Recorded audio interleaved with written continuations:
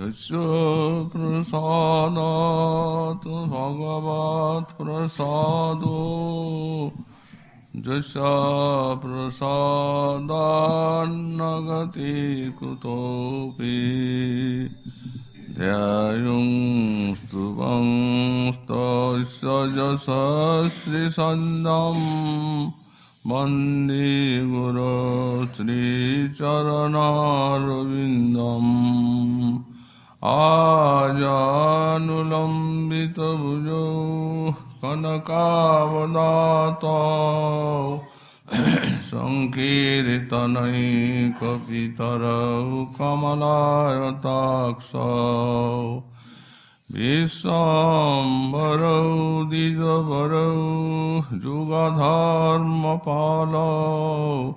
वन्दे जगत्प्रियकरौ करुणावतारौ नमस्त्रिकालसत्याय जगन्नाथसुताय च सवृताय सपुत्राय सकलत्राय ते नमः वरेहापीडाभिरामं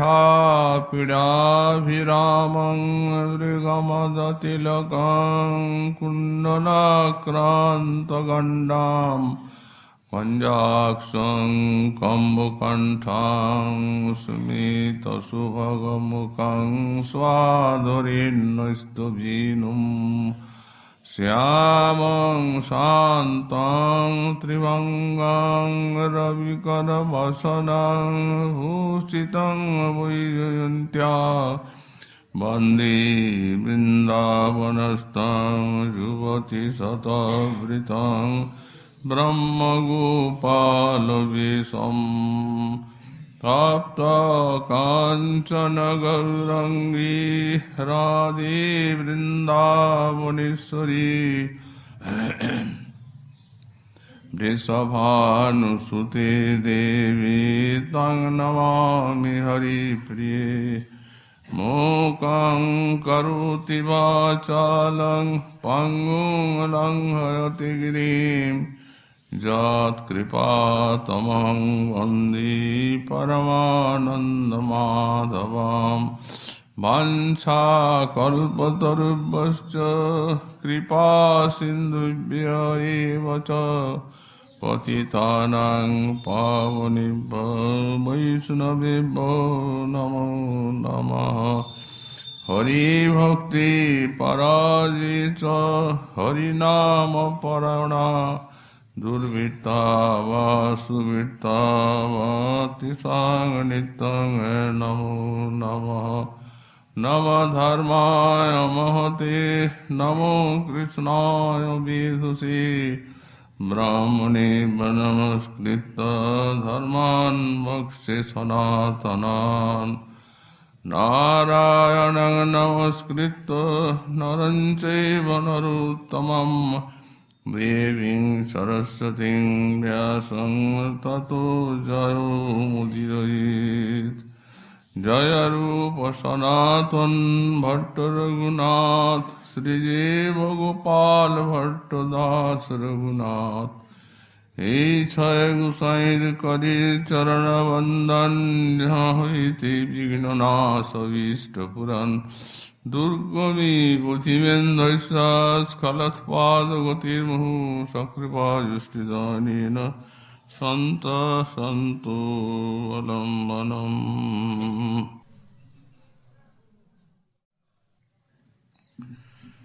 कहाँ से त्रिभंग ठाम कहाँ से वेणुगान कहाँ से जमुना पुलीन कहाँ रास विलास कहाँ नित्य गीतहास कहाँ प्रभु मदन मोहन।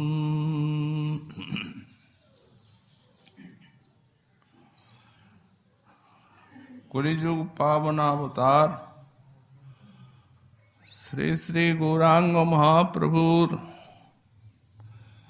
ঐকান্তিক করুণা ভাজন গৌড়ীয় বৈষ্ণবাচার্য পরম পূজ্যপাদ শ্রী শ্রীল কৃষ্ণদাস কবিরাজ গোস্বামী চরণ তাঁর শ্রী শ্রী চৈতন্য চরিতামৃতে মধ্যলীলা দ্বিতীয় পরিচ্ছেদে শ্রী শ্রী কৃষ্ণ চৈতন্য মহাপ্রভুর অতি সুগম্ভীর গম্ভীরা লীলার সূত্র বর্ণনা করছেন।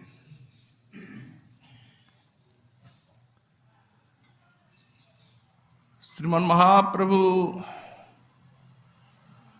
জগন্নাথ মন্দিরে শ্রী শ্রী জগন্নাথের দর্শনের জন্য গমন করেছেন। সেই ভাবনিধি শ্রী শ্রী গৌর সুন্দরীর স্নান সম্মুখে জগন্নাথ দর্শনে শ্রী শ্রী রাধারানীর কুরুক্ষেত্র দর্শনের ভাবটি ফুটে উঠেছে।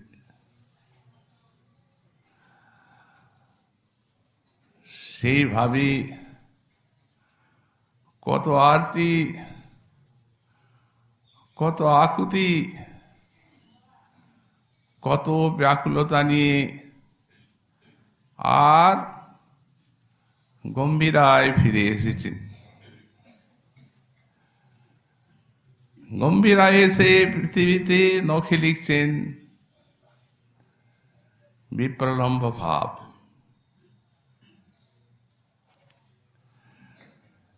শ্রী শ্রী গৌরাঙ্গ সুন্দর লীলাচলে গম্ভীরা লীলায় যেন সাক্ষাৎ বিপ্রলম্ব রসেরই অবতার।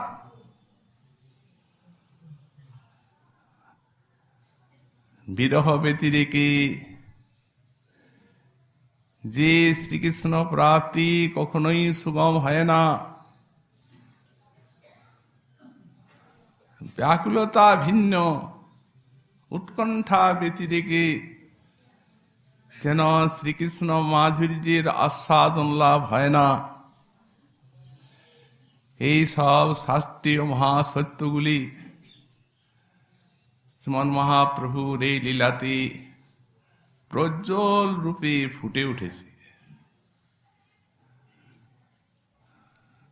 সাধক যারা, তাদেরও এতে শিক্ষা। অন্তত এই বৃন্দাবনীয় রসসাধককে একটু অভাব নিয়ে ভজন করতে হবে। আমাদের শ্রীপাদ বলদেব বিদ্যাভূষণ লিখেছেন, হৃদয়ের সমগ্র পিপাসা যখন কৃষ্ণচরণকে কেন্দ্র করে তখন তার নাম হয় ভক্তি। কৃষ্ণ মাত্রৈক তৃষ্ণা, কৃষ্ণা বিনান্য তৃষ্ণা শূন্যা ভক্তি। একমাত্র শ্রীকৃষ্ণেই পিপাসা, অন্যত্র পিপাসার অভাব। এর নাম ভক্তি।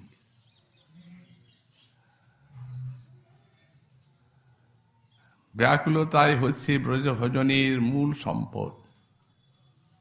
একটু আধটু চাই, অন্তত অভাব জাগিয়ে ভজন চাই। পাবো রাধা কৃষ্ণ পা, তবে ঘুচিবে মনের ঘা, দূরে যাবে সকল বিকল। ঠাকুর মহাশয়, রাধা কৃষ্ণ ধন পাবো,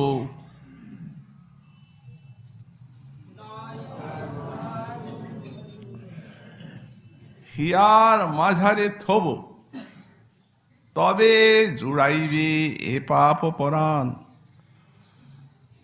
এই পাপ প্রাণ জোড়াবার অন্য কোনো উপায় নেই। রাধা কৃষ্ণ ধন পাবো, হিয়ার মাঝারে থব। এই সমস্ত ব্যাকুলতা, অভাবের সমুজ্জ্বল সুমেরুর মতো আদর্শ শ্রী শ্রী গৌরাঙ্গ, গম্ভীরার গৌরাঙ্গ। গতকাল আমরা এই শ্লোকে এই ত্রিপদীর ব্যাখ্যায় ওই যে বিলাপ করছেন কাহা রাস বিলাস, রাস বিলাসের কথা মনে পড়েছে। যেমনি হাহা কাহা বৃন্দাবন, কাহা গোপেন্দ্র নন্দন, কাহা সেই বংশীবদন, হায় হায় করছেন। যখন এই বংশীবদন গোপেন্দ্র নন্দনের সঙ্গে, তখন মহাপ্রভুর সেই নির্মল হৃদয় পেয়ে সপ্রকাশ সর্বলীলা মুকুটমণি শ্রী শ্রী রাসলীলা, তার চিত্রটি সামনে এসে ফুটে উঠেছে। রস সমূহেরই নাম হচ্ছে রাস। রস শব্দের উত্তরে সমূহার্থে স্ন প্রত্যয় করে, আর রাস শব্দটি নিষ্পন্ন। রস সমূহ আছে যে লীলাতে, তাই রাস। রস সমূহ বলতে কোন রস?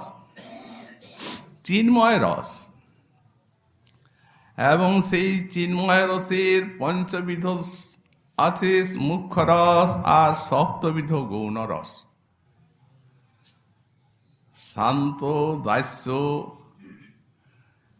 সখ্য, বাৎসল্য, মধুর, এই পঞ্চবিধ মুখ্য রস, আর হাস্যাদ্ভুত, বীর, করুণ, রৌদ্র, বিভৎস, ভয়, এই 7টা গৌণ রস। শ্রী গোপাল চম্পু গ্রন্থে রাশি বনবিহার কালে আমাদের শ্রীমৎ জীব গোস্বামী পাদ এই যে পঞ্চমুখ্য রস, 7টি গৌণ রসের স্থিতি দেখিয়ে দিয়েছেন দৃষ্টান্তের দ্বারা। অনেকেই বলেন বৃন্দাবনে শান্ত রস নাই, কারণ শান্তির স্বভাব কৃষ্ণে মমতা গন্ধহীন। তো এখানে সকলেরই তো মমতা। কারো কারো মতে যে পশু পক্ষী বৃন্দাবনের, তাদের শান্ত রস, বৃক্ষলতা তাদের শান্ত রস, তারাও ভালোবাসে কৃষ্ণকে। শান্ত রসে মমতাটি নেই, সেবা নেই। পশু পক্ষী আপন আপন রব দিয়ে সেবা করে, বৃক্ষলতা ছায়া দিয়ে সেবা করে, কুসুম দিয়ে সেবা করে। কে বলল নেই সেবা? বৃন্দাবনের সবার কৃষ্ণ সেবা। তবে ব্রজবালার ভান্ডারে কোনোটার অভাব নেই, সবই আছে। কোথায় আছে, কিভাবে আছে? গোস্বামী পাদ দৃষ্টান্ত দিচ্ছেন। বনবিহার কালে গোপীগণ, কোন গোপী ওই শ্রীকৃষ্ণের কপোল দেশে নিজের কপোলটি স্থাপন করে আর আনন্দ এসে ডুবে সমাধিস্থ মতো হয়ে আছে। কৃষ্ণও আছেন ধীর স্থির ভাবে। বললই তো শান্ত রস। এইখানে শান্ত রস। আর দাস্য রস তো আছেই। দাস্যের অর্থই সেবা, ভক্তি। আজ এই রাস রজনীর প্রাককালে প্রেমময়ী ব্রজবালা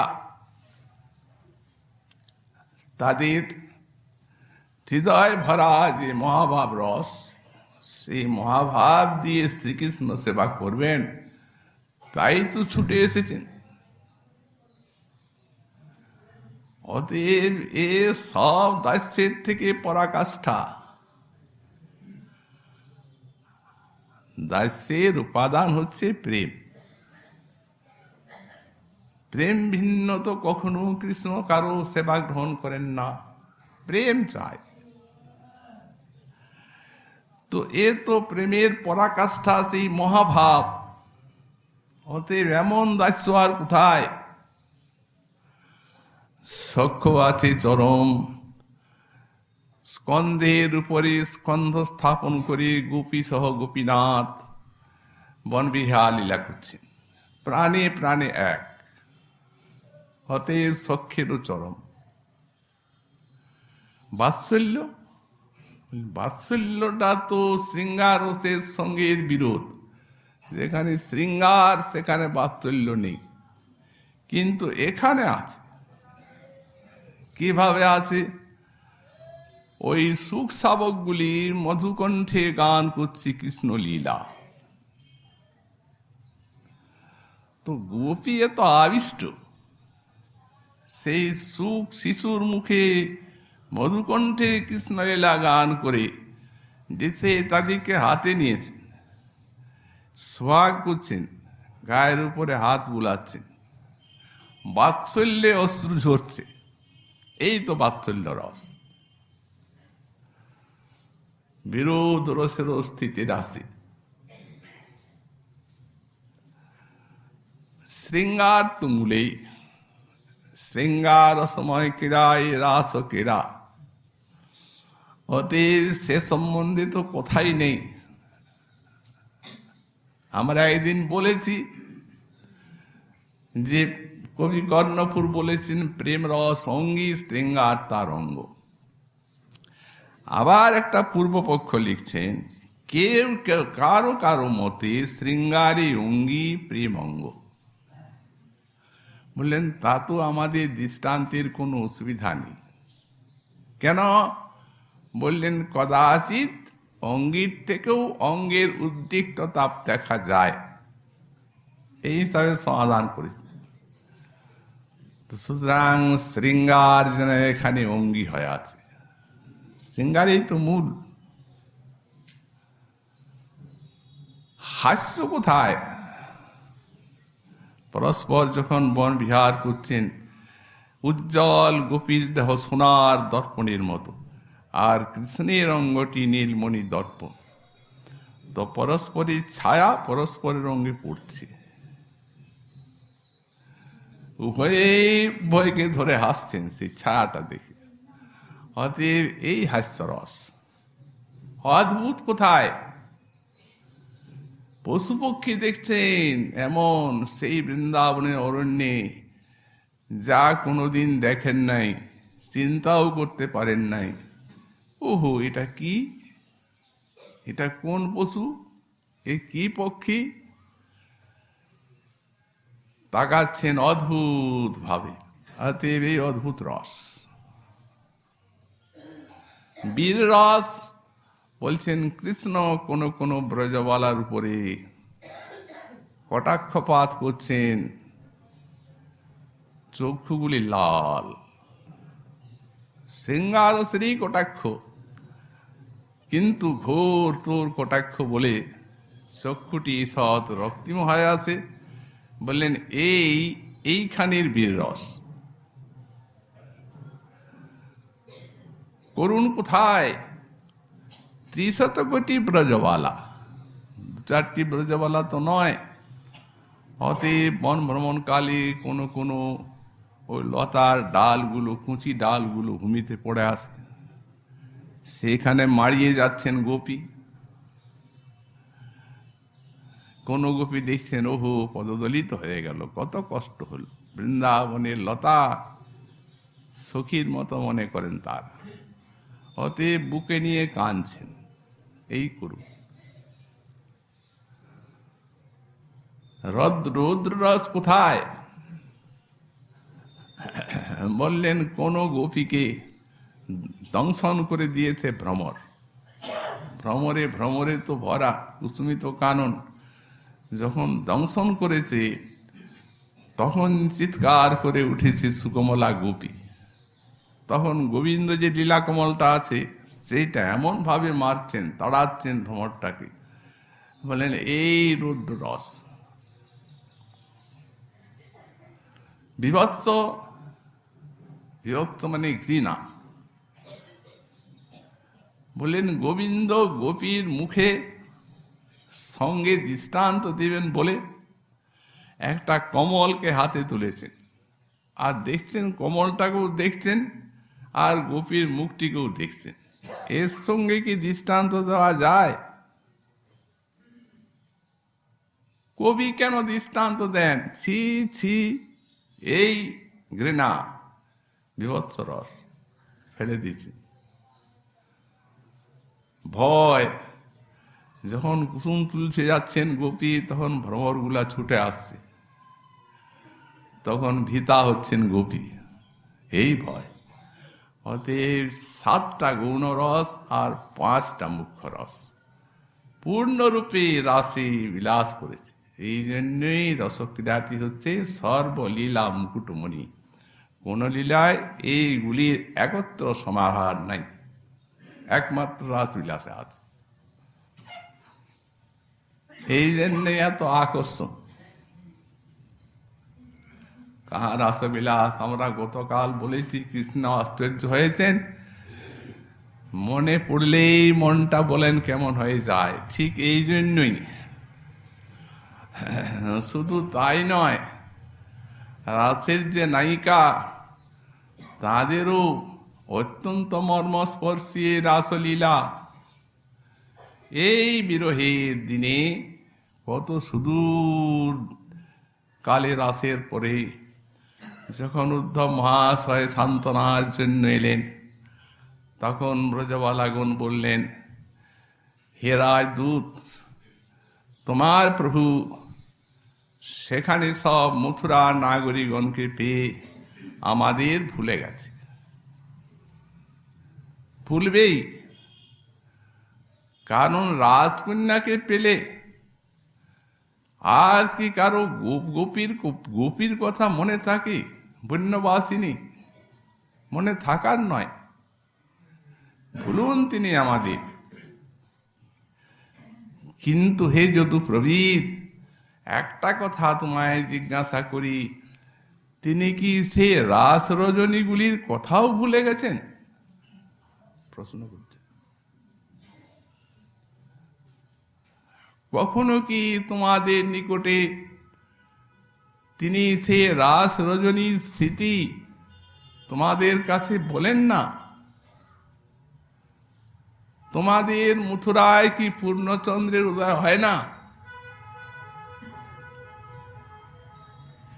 তখন কি কোনোদিন পূর্ণচন্দ্র দেখে বলেন না যে আমি আছি, এই জ্যোৎস্না পুলকিত রজনী আছে, কিন্তু হায় বৃন্দাবন কোথায়, গোপিকা কোথায়,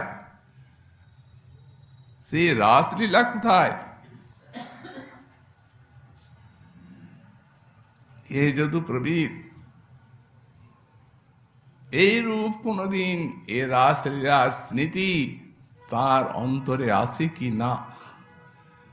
কি বলবো সেই রজনীর কথা? সেই রজনীতে চন্দ্র তার আলোক নিজের ভাণ্ডারে রাখে নাই, সব বৃন্দাবনের বুকে বিলিয়ে দিয়েছিল। অনেক পূর্ণিমাতেই, সব পূর্ণিমাতে চাঁদ উঠে, সেই চাঁদ কোনো পূর্ণিমাতে উঠেনি, ওই রাস রজনীতেই উঠেছিল। তা কি নিশা স্মরতি যাসু তদা প্রিয়াভি বৃন্দাবনে কুন্দ কুমুদ কুন্দ শশাঙ্করণ্যে। বৃন্দাবন সেদিন কত রম্য কাননে পরিণত হয়েছিল হে যদু প্রবীর। যমুনার জলে ফুটেছিল রাশি রাশি সব কুমুদ কমল কল্লার। নীল যমুনার জল একবারে সাদা। বৃন্দাবনের বনে ফুটেছিল মল্লিকা মালতী জাতি জুথি। বৃন্দাবনের বন সাদা।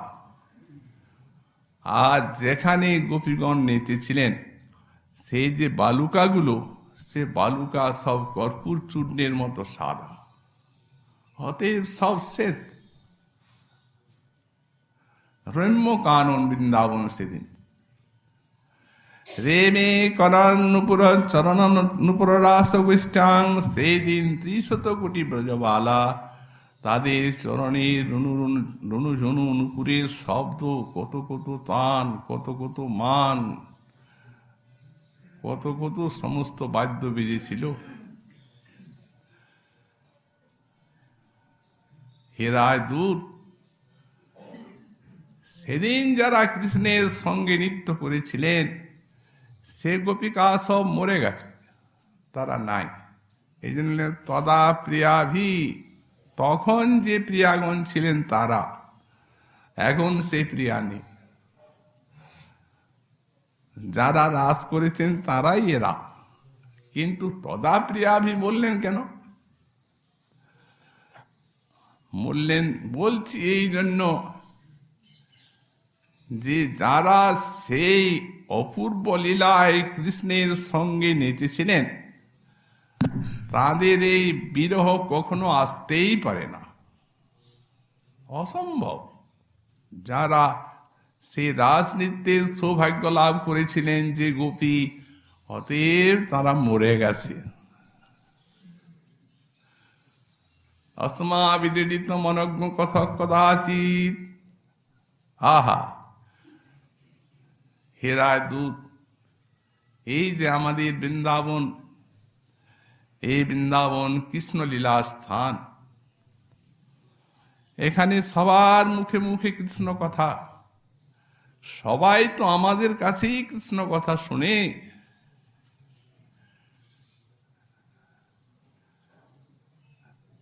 কিন্তু এই কৃষ্ণ কথার মূল স্থান যে বৃন্দাবন, সেই বৃন্দাবনে কৃষ্ণ কথার যে এত অভাব হবে কোনোদিন কল্পনা করতে পারিনি।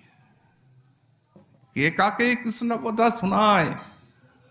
সব তো ঝরে কৃষ্ণ বিরহে কান্নাকাটি করছে, অতএব কে শুনবে আর কে বা শোনাবে? অতএব সেই কৃষ্ণ কথা স্থান বৃন্দাবনে আজ কৃষ্ণ কথার অভাব। তাই তো তুমি বিদেশি একজন, তোমার কাছে আমরা কৃষ্ণ কথা জিজ্ঞাসা করছি দুর্ভিক্ষ ভিক্ষুকের মতো। আমরা যেন এখন ভিখারিনি, কৃষ্ণ কথার ভিখারিনি, তাই তোমাকে জিজ্ঞাসা করি। সুতরাং এত সুদূর অতীতে তাদের সে রাসলীলার গভীর স্মৃতি। এমনকি এই যে গম্ভীরা লীলা, এই গম্ভীরা লীলায় মহাপ্রভুর সতত রাসের স্মৃতি। ঘুমিয়ে পড়লেন, একটু নিদ্রাবেশ হলো, দেখলেন রাসলীলা। এই দিন তাই গোবিন্দ দেরি দেখে জাগালেন। আর কত স্থানে রাসলীলার সাক্ষাৎ দর্শন অনুভূতি। এই দেখুন অন্তলীলায়, সেখানে কবিরাজ গোস্বামীপাদ বিস্তৃতভাবে ব্যাখ্যা করেছেন গম্ভীরা লীলা। সেখানে পঞ্চদশ অধ্যায় রাস দর্শন।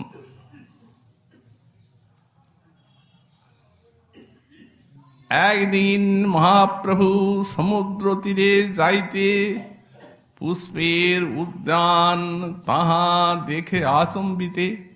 সমুদ্র তীরে যাচ্ছেন মহাপ্রভু, দেখছেন ফুলের বাগান। বৃন্দাবন ভ্রমে তাহা পুছিল ধাইয়া, বৃন্দাবন ভ্রমে সেখানে ধাবিত হয়ে প্রবিষ্ট হয়ে গেলেন। প্রেমাবেশে বলে তাহা কৃষ্ণ অন্বেষিয়া, প্রেমাবেশে কৃষ্ণকে অন্বেষণ করে বেড়াচ্ছে। কিসের প্রেমাবেশ? রাসে জয়ছে রাধা লইয়া কৃষ্ণ অন্তর্ধান কইল, আর পাছে গোপীগণ জয়ছে চাহি বেড়াইল। মহাপ্রভুর এই ভাব। রাধা বাবা সাধন করেছেন, গোপী বাবা সাধন করেছেন, মঞ্জুরি ভাব পর্যন্ত আস্বাদন করেছেন মহাপ্রভু। অতএব রাসে যে প্রকারে গোপীগণ খুঁজে বেড়ালো, সব বৃক্ষলতাকে জিজ্ঞাসা করছে। সুত পিয়ালপন শাসন কবিদার জম্বর্ক নিপ্রবকুলাম্র কদম্ব নিপা জেন্নে পরার্থ ভবকা যমুনা উপকূলা সংসন্তু কৃষ্ণ পদমিম রহিতাত্মনাগ্ন। বিটপি বিতানকে জিজ্ঞাসা করছেন, ওই বৃক্ষ, ওই লতিকে, আমরা আর হিতাত্মনা, গোবিন্দ হারা, বিরোহিনী, দেহে আত্মা নেই, দেহে প্রাণ নেই, গোবিন্দই তো প্রাণের প্রাণ। অতএব তোমরা আমাকে আমাদের কৃষ্ণর উদ্দেশ্য বলে দাও। নিশ্চয়ই তোমরা দেখেছ, আম্র বকুল কদম্ব জমিদার তীর্থবাসী সবে করো পরোপকার। অতএব কৃষ্ণের উদ্দেশ্য বলে আমাদের উপকার করো। না না, এই পুরুষ জাতি কঠিন হৃদয় কৃষ্ণের মতো আমাদের কৃষ্ণ উদ্দেশ দেবে না। এই যে লতা জাতি, এদের জিজ্ঞাসা করো। এইভাবে জিজ্ঞাসা করে করে যাচ্ছেন। হঠাৎ কদম্বের তলে কৃষ্ণ দেখে আচম্বিতে একটি কদম্ব বৃক্ষের তলায় কৃষ্ণকে দেখছেন। কোটি মর্মথ বিমোহন, মধুর মূরতি, মূর্ছিত হয়ে পড়লেন। এখন খুব বেগে ঘুরে বেড়াচ্ছেন তো, ভক্তবৃন্দ পিছনে আছেন, কিন্তু তার নাগাল পাওয়া মুশকিল, এইসব লীলার আবেশে। যখন মূর্ছিত হয়ে পড়লেন, সব স্বরূপাদিগণ যে সেখানে উপস্থিত হলেন। পূর্ববাদ অষ্টসাত্ত্বিক বিকার, অদ্ভুত। তারপরে শুশ্রূষা করে কৃষ্ণ কৃষ্ণ নাম কীর্তন করে ধীরে ধীরে সঙ্গা মহাপ্রভুর আনয়ন করলেন তারা। আবার ছুটল সেই কৃষ্ণ দর্শনের ওষুধগার। ওই যে কোটি মন্মথ মোহন গোবিন্দের রূপটি দেখেছেন, নবঘনা স্নিগ্ধবর্ণ দলিতাঞ্জন চিক্কণ, সে যে ইন্দিবর নিন্দি সুকমল, যিনি উপমান গণ হরে সবার নেত্রমন, কৃষ্ণকান্তি পরম প্রবল। সখী হে কহ সখী কি করি উপায়, কৃষ্ণাদ্ভুত বলা হোক মোর নেত্র চাতক, এ না দেখি পেয়াসে মরি যায়। তিনটি দশায় প্রভুর সবসময় স্থিতি। একটি হচ্ছে অন্তর্দশা, আর একটি হচ্ছে অর্ধবাহ্য দশা, আর একটি হচ্ছে বাহ্য দশা। অন্তর্দশা যখন, তখন তিনি ওই ধ্যান স্তিমিত যোগীর মতো চক্ষু মুদ্রিত করে আর সাক্ষাৎ লীলা রাজ্যে কৃষ্ণলীলা সন্দর্শন করে। প্রভুর হৃদয় তটিনীতে তখন কৃষ্ণলীলা নৃত্য করতে থাকে, হৃদয়টা আনন্দে নাচতে থাকে কৃষ্ণলীলার সন্দর্শনে। এইটি অন্তর্দশা। ভক্তগণ অন্তর্দশা বলে কি করে বুঝতে পারেন? বললেন, ওই যে অশ্রু পুলক ইত্যাদি ঘর্ম ইত্যাদি সমস্ত অদ্ভুত সাত্ত্বিক ভাব, সেই সাত্ত্বিক ভাবেই ওটা বোঝা যায় যিনি এখন অন্তর্দশায় কৃষ্ণলীলা সন্দর্শন করছেন। আর অর্ধবাহ্য দশাটি অর্ধেক ঘোর অবস্থা আর অর্ধেক বাহ্য দশা। এই যে এই দশাতে তিনি প্রলাপটা করেন। অন্তর্দশায় তো আস্বাদন করলেন লীলারস সাক্ষাৎ, ওটা একেবারে সাক্ষাৎ। আর তারপর ওই যে সৌন্দর্য মাধুর্যের আস্বাদন হলো, ওই তারই রসদগার চলে এই অর্ধবাহ্য দশা, এই যে প্রলাপটা। আর তারপরে যেটি বাহ্য দশা, সেটি একবারে নিপট বাহ্য। তখন শ্রীমন মহাপ্রভু বিরহ জ্বালায় অস্থির হয়ে পড়েন, হাহাকার করতে থাকেন, হা কৃষ্ণ তুমি কোথায়, হাহা কাহা বৃন্দাবন, কাহা গোপীন্দ্রনন্দন, কাহা সেই বংশীবদন, এই যে বাহ্য দশাটি, এটি ভক্তগণের পক্ষে অতি অসহনীয় দশা, খুব কষ্টকর অবস্থা।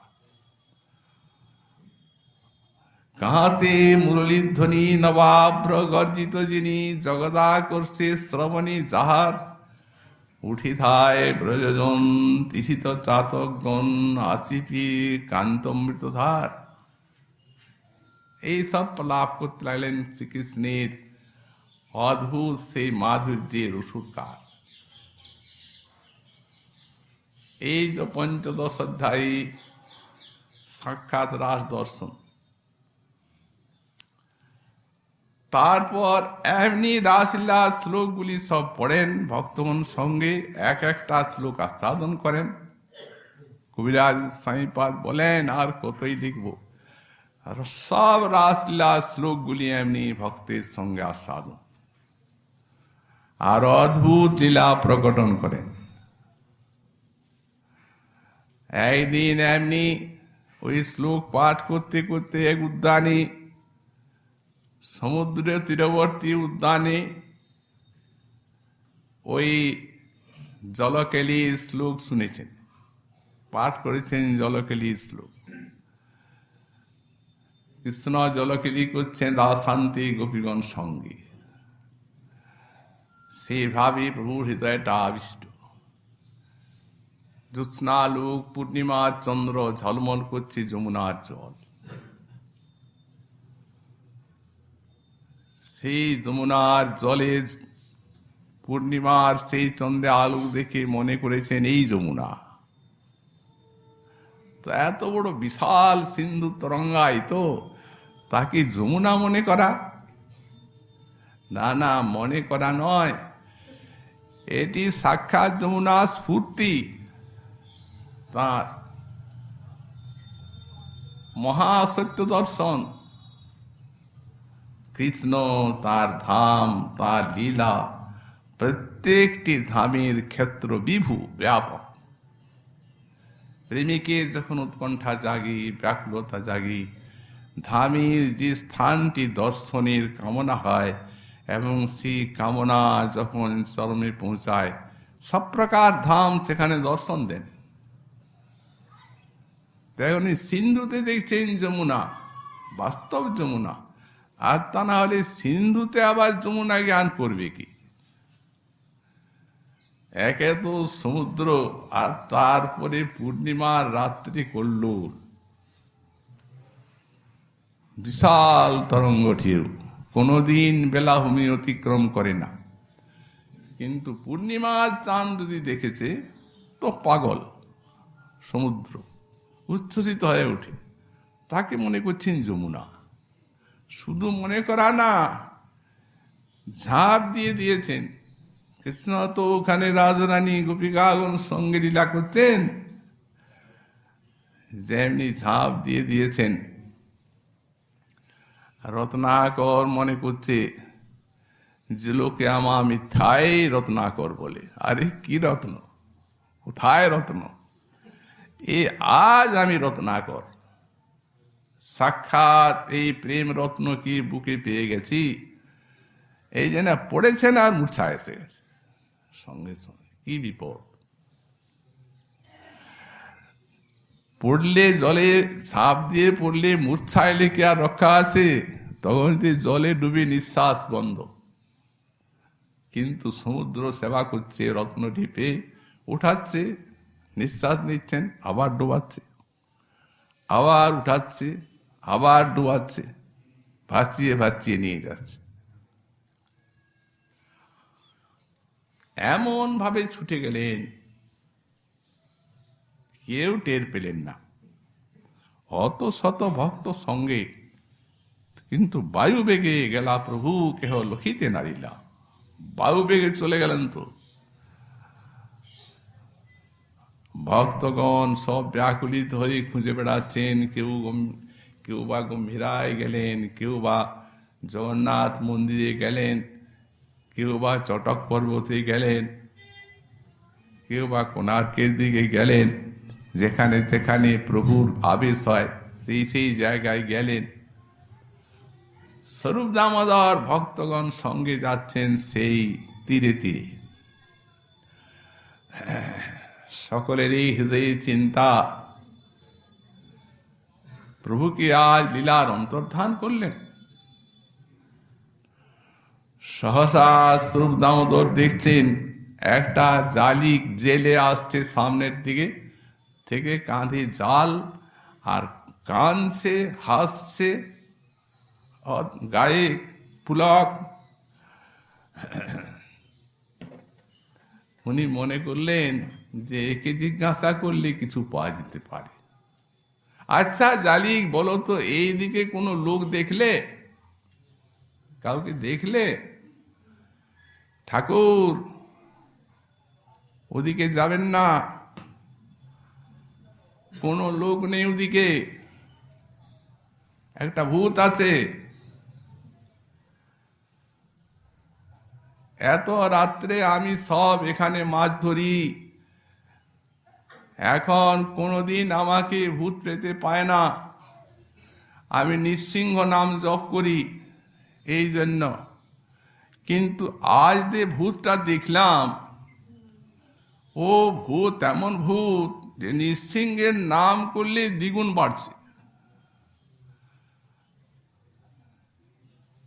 হায় হায়, ঠাকুর কান্নাকাটি করছে সেই জেলে, আমি মইলে কইছে আমার জীবে স্ত্রী পুত, আমার স্ত্রী আর আমার ছেলে কি করে বাঁচবে? আমি তো তাদের রোজগার করে খাওয়াই, আমার আর রক্ষা নাই, আমার মৃত্যু হয়ে গেল। যাবেন না ঠাকুর, যাবেন না, গেলে এই ভূতে পাও।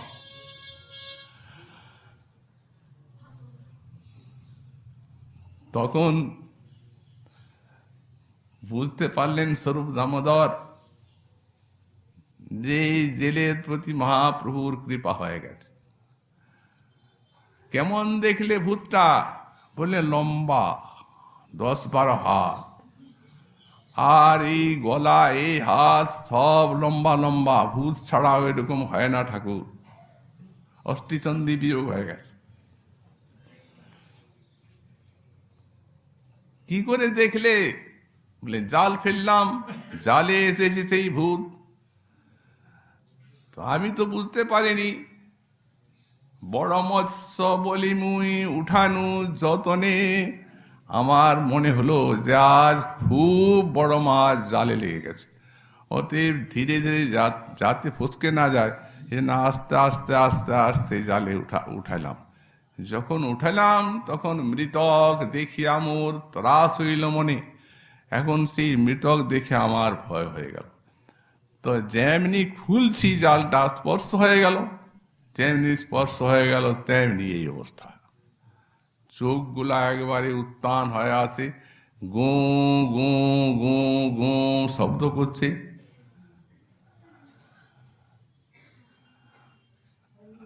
স্বরূপ বলছেন, দেখো রে জালিক, কোথায় যাবে? ওঝার কাছে যাব, যারা ভূত ছাড়ায়। বলে আমি বড় ওঝা, জানি ভূত ছাড়াইতে। এই ভূতের অন্য ওঝা নাই, এই ভূতের আমি ওঝা, আমি ছাড়িয়ে দেব ভূত। শক্ত করে 3টা থাপ্পড় দিয়ে দিলেন। থাপ্পড় দিয়ে দিলেন, ভূত পলাইল, গেল ভূত।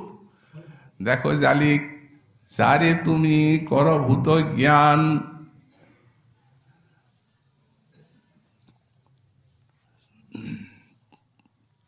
সে ভূত নহে, সে শ্রীকৃষ্ণ চৈতন্য ভগবান। ওহে, তারেই তুমি উঠাইয়াছ আপনার জালে। ও ভগবান শ্রীকৃষ্ণ চৈতন্য দেব, তারই প্রেমের বিকার হয় আর এত লম্বা হয়ে যায় দেহ। অতে ভাগ্যবান তুমি, চলো দেখাও কোথায় তিনি।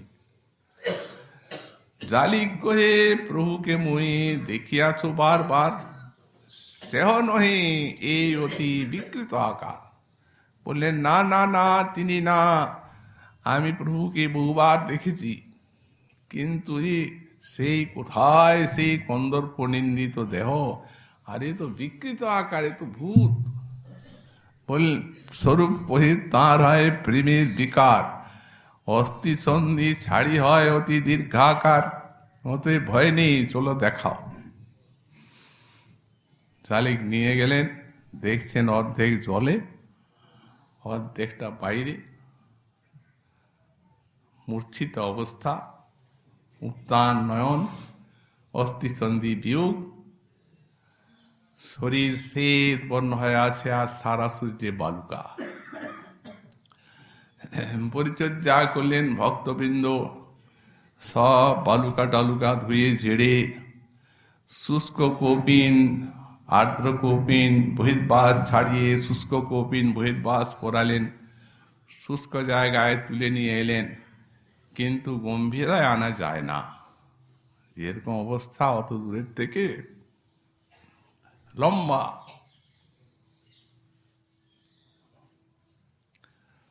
তো সুতরাং একমাত্র কি উপায়? একমাত্র উপায় কানে ওই কৃষ্ণের নাম আর কৃষ্ণের কথা উচ্চস্বরে নাম কীর্তন করতে লাগলেন। অনেকক্ষণ নাম করতে করতে সেই কৃষ্ণ নাম হৃদয়ে প্রবিষ্ট হলো। হুঙ্কার করিয়া প্রভু তবহি উঠিল। তখনই হুঙ্কার করে উঠলেন, আর এমনি সেই বিকার হুঙ্কার করে ওঠা মাত্র অস্থিসন্ধি যথাস্থানে লেগে গেল। চারদিকে তাকাচ্ছেন, কে, কোথায় এলাম আমি, এত দূরে, এটা কোন স্থান? তোমরা এখানে আমার কাছে এইভাবে কেন?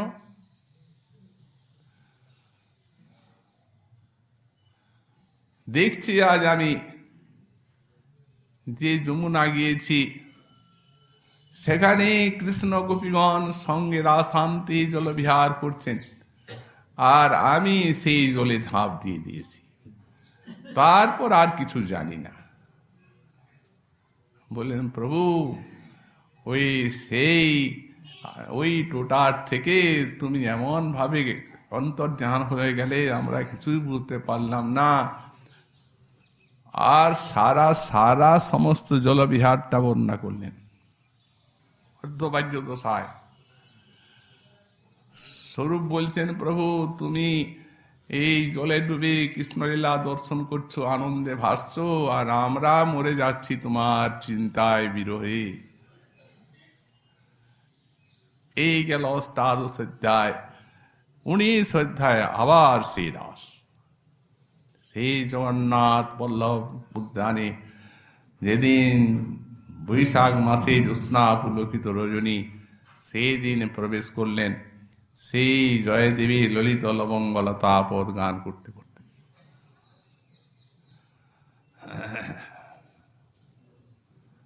ওই গান করতে করতেই ওই সেই বসন্ত রাস জয়দেবীর, আর বৈশাখ মাসের পুলকিত রজনী, এই দর্শন, এই গান করতে করতে সেই রাসের উদ্দীপনায় সমস্ত কৃষ্ণকে অন্বেষণ করে বেড়াচ্ছেন। নিত্যাবসরে সেদিনও সেই অশোকের তলে কৃষ্ণ দেখে আচম্বিতে। হঠাৎ অশোকের তলে কৃষ্ণকে দেখলেন, কৃষ্ণ অন্তর্ধান দেখতে দেখতে মূর্ছা, যেমনি অন্তর্ধান করেছেন তেমনি মূর্ছা। যেমনি মূর্ছা হলো তেমনি সব স্বরূপাদি গণ এসে শুশ্রূষা করলেন। মূর্ছা তো গেল, চৈতন্য জাগলো, চারদিকে দেখছেন, তাকাচ্ছেন, কোথায় কৃষ্ণ? এখনই দেখলাম, দেখতে পাচ্ছেন না, কিন্তু কৃষ্ণের অঙ্গের গন্ধে ভরিল উদ্যান, অঙ্গ গন্ধটা পাচ্ছে। সমস্ত অঙ্গগন্ধের ব্যাখ্যা করলেন অর্ধবাহ্যের লাভ। কস্তুরিকা নীলোৎপল, তার যেই পরিমল, তাহা যিনি কৃষ্ণ অঙ্গগন্ধ ব্যাপে 14 ভুবনে, সবা করে আকর্ষণে নারীগণের আঁখি করে অন্ধ। সখী হে কৃষ্ণগন্ধ জগত মাতায়, নারীর নাসায় পৈশে সর্বকাল তাহা বইছে, কৃষ্ণ পাশে ধরি লইয়া যায়। সে গন্ধের বস নাসা, সদা করে গন্ধের আশা, কবু পায় কবু নাহি পায়। পাইয়া পিয়া পেট ভরে, তবু পিউ পিউ করে, আর না পাইলে তৃষ্ণায় মরি যায়। সেই মদন মোহন নাট, পসারি গন্ধের হাট, জগন্নারী গ্রাহকুল ভাই। মদন মোহন নাট সে খুব নাট্য জানে, এই গন্ধের হাট প্রসার করেছে। কে ক্রেতা? জগন্নারী গ্রাহকুল ভাই। জগৎ নারী তারাই হচ্ছে গ্রাহক। কি পয়সা দিয়ে কিনতে হয়? কোনো পয়সা লাগে না, বিনিমূল্যে দে গন্ধ। পয়সা তো লাগলো না ঠিকই, বিনামূল্যে গন্ধ দিল, কিন্তু ওই গন্ধ দেওয়ার সঙ্গে সঙ্গে অন্ধ করে দিল। বিনিমূল্যে দেয় গন্ধ, আর গন্ধ দিয়া করে অন্ধ। নারী ঘর যাইতে পথ নাহি পায়।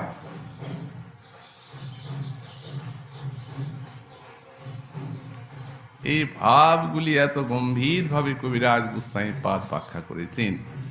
অর্থাৎ কৃষ্ণ মাধুর্যে শব্দ স্পর্শ রূপ রস গন্ধের গোপিকার উপরে কি অদ্ভুত প্রভাব। গন্ধ দিয়া করে অন্ধ, ঘর যাইতে পথ নাহি পায়। তার মানে ওই কৃষ্ণ ব্যতীত আর অন্য জায়গায় যাবার তাদের সামর্থ্যই থাকে না।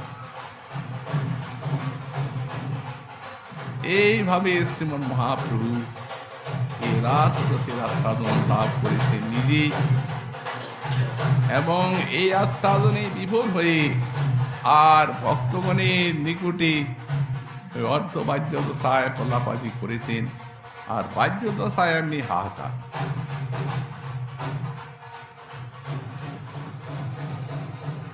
তো কাহা রাস বিলাস, কাহা নিত্য গীতাস, কাহা প্রভু মদন মোহন। আর সেই মদন মোহন কোথায়? কখন মদন মোহন? যখন রাধার সঙ্গে যদা ভাতি তদা মদন মোহন, অন্যথা বিশ্বমোহে পি সাং মদন মোহিত। রাধারানীর সঙ্গে যখন থাকেন তখনই মদন মোহন।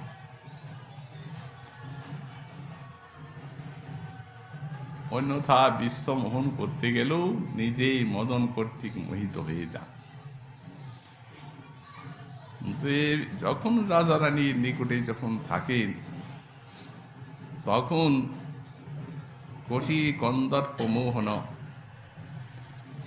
অপার সৌন্দর্য মাধুর্য পারাবার, এবং সাক্ষাৎ মন্মথ মোহন রূপী বৃন্দাবনী শ্রী মদন মোহন রূপী বিরাজ করেন রাধার সঙ্গে যথাভাত। রাধারানীর সঙ্গে যখন বিরাজ করেন, আমরা পরম কারুণিক পরমারাধ্য শ্রী শ্রী গুরু মহারাজের বিরহ তিথি উপলক্ষে এই 9 দিন মহাপ্রভুর বিরহ লীলায় গম্ভীরা লীলা সূত্র আলোচনা করলাম যৎকিঞ্চিত যথামতি। এত ভাব গম্ভীর এবং এত নিগূঢ় অর্থ যে ক্ষুদ্র জীবের বুদ্ধির এত প্রবেশাধিকার এতে নাই। তথাপি গোস্বামী পাদগণ যেভাবে আস্বাদন করেছেন, তাঁদের শ্রীপাদ পদ্ম স্মরণ করে যতটুকু সম্ভব আমরা আলোচনা করেছি। এই যে কৃষ্ণ কথা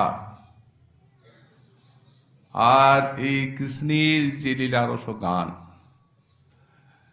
এই দুটি জিনিসে পরমারাধ্য শ্রী শ্রী গুরু মহারাজের এমন আবেশ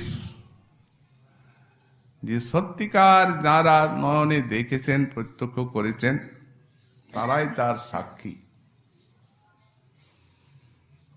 কৃষ্ণ কথা শুনতে বসতেন যখন ধ্যানস্থ, নড়তেন চড়তেন না।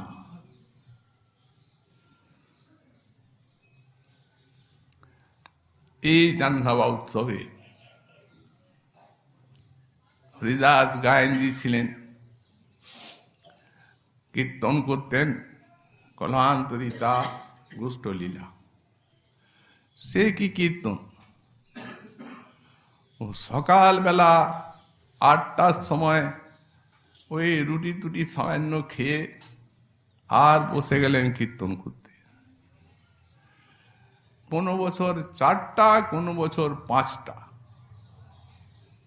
সেই সকাল 8টার থেকে 9, 10, 11, 12, 1, 2, 3, 4, 5, 8 ঘন্টা, 9 ঘন্টা একবারে নিস্পন্দভাবে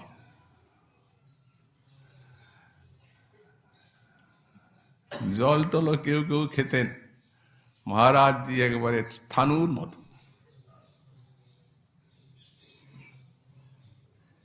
তো এই কৃষ্ণ কথা এমন কৃষ্ণ গানে এমনি আবেশ। যেহেতু তিনি সম্মুখে বসে পাঠ হরিকথা শুনতেন, এমন এক মন দিয়ে শুনতেন যে একটু এদিক ওদিক হবার উপায় নেই। এদিক ওদিক কিছু হলেই তখন গৃহে এসে বলতেন, এখানে এইরকম তো হবে না, হয়ে এখানে এইরকম হবে, হতে দেখবে টিকাটা ভালো করে। এই তো শিক্ষা। তো যাই হোক, এই তাঁর সেবা এবং আপনাদের সেবা যৎকিঞ্চিত, তথাপি আমার জিহ্বার দোষে, বুদ্ধির দোষে যে কিছু ভুল ত্রুটি আপনারা কৃপা করে মার্জন করবেন এবং এই আশীর্বাদ করবেন যাতে এই সেবা নিয়ে শেষ নিঃশ্বাস ত্যাগ করতে পারি। আজকে সন্ধ্যা এখানে শ্রী শ্রী গুরু মহারাজজির অধিবাস এবং কালকে এখানে অষ্টম প্রহর নাম সংকীর্তন, পরশুদিন প্রাতঃকালে প্রার্থনা কীর্তন, শ্রী শ্রী মহারাজজির সূচক কীর্তন, তাঁর প্রতিকৃতির সঙ্গে রাধাকুণ্ড শ্যামকুণ্ড পরিক্রমা এবং দধিমঙ্গল, শ্রী শ্রী গৌর গোবিন্দের ভোগরাগ এবং বৈষ্ণব ভক্ত সেবার অনুষ্ঠান হবেন।